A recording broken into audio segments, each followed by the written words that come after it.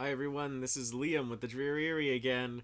After a long hiatus, I've finally returned to the internet, and I figured what better way to return than to basically go back to the basics of this channel, which was, well, originally was kind of tabletop gaming enthusiasm.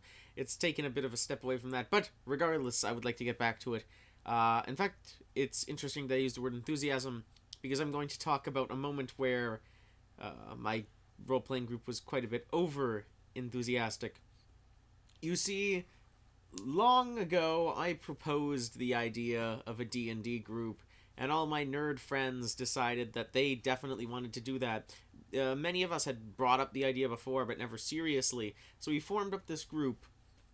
And the issue is, when you take a whole bunch of over enthused teenagers and you throw them into a world where they can literally do anything, the question becomes, where do we put the boundaries? So any sane person would have said, okay, we'll go with what's in the rule book to begin with. We'll go with what's in the 3.5 rule book, which is what we were going with at the time. I know many people believe 3.5 not the best system, but that's what we were doing at the time. So we went 3.5 D&D.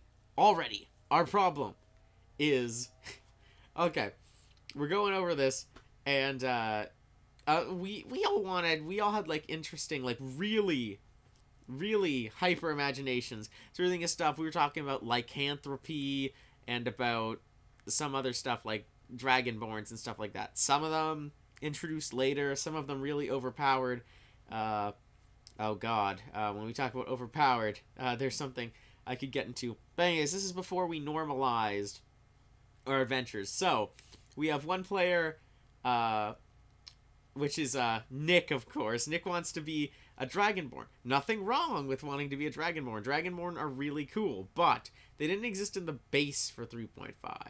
And no one wanted to pay money or anything. And of course, it's in the open gaming license and stuff like that. But anyways, essentially, what we did is we brought like Dragonborns and stuff into the game, which wasn't difficult. We just used like there were some 3.5 materials for it, so we essentially did that. Uh, but that was just the beginning. You see, this is the beginning of the story. Is we brought in a few things like that weren't really from outside of D&D proper, but they weren't in the base rule books. And this is a slippery slope fallacy, because in all honesty, we could have stopped this at any time. Uh, but eventually, we get to the story that I am going to share today, and that is of a rollicking adventure on the high seas.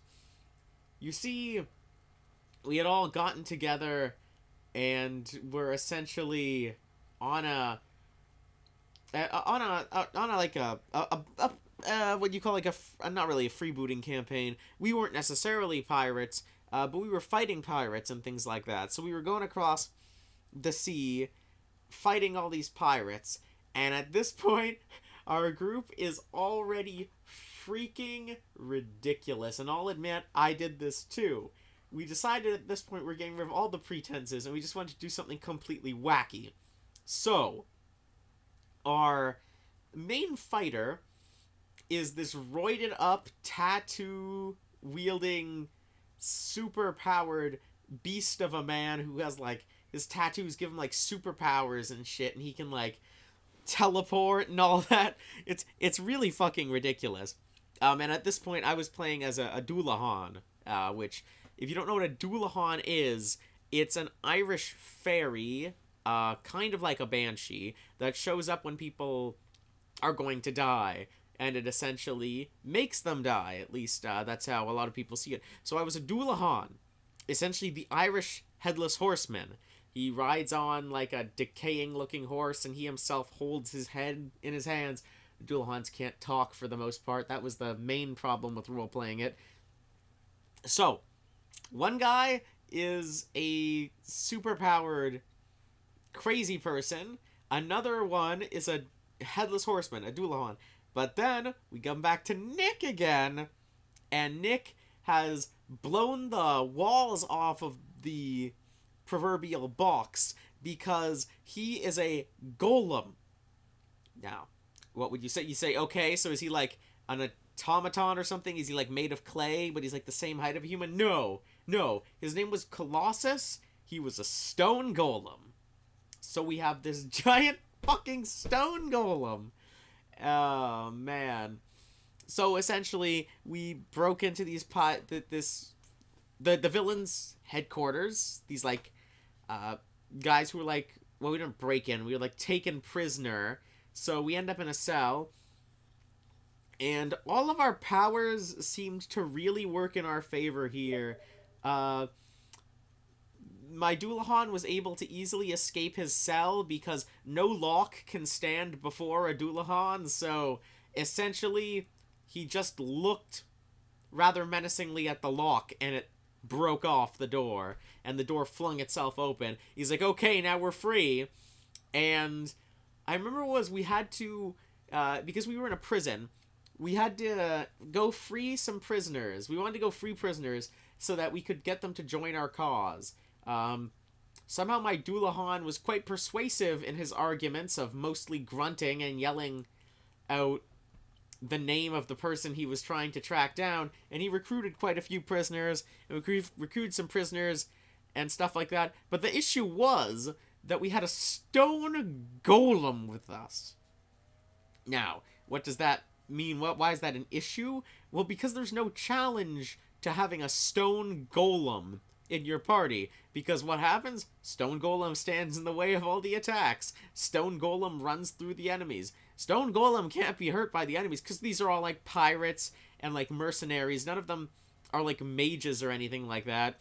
So and golems are generally pretty resistant to magic anyways. So he rolls through all of them, and with essentially no problem. The only problem he has is getting back on the boat. I don't know how we got him on the boat to begin with, but he's pretty much too heavy to put on the boat. So essentially, at one point he actually crashed through the boat, as I recall, and we lost him for a while, and he had to walk his way to shore. So that was a bit ridiculous.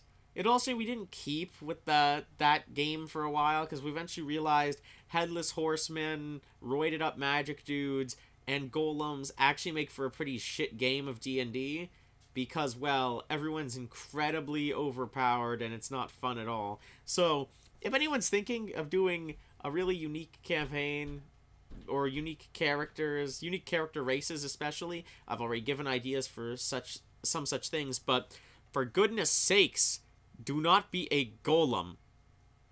And really, don't be a Headless Horseman either, for that matter, but especially not a golem. And I think that's going to be the moral of this video. Great to be back, I guess. Not really the best idea to restart the channel, but, well, I'm tired.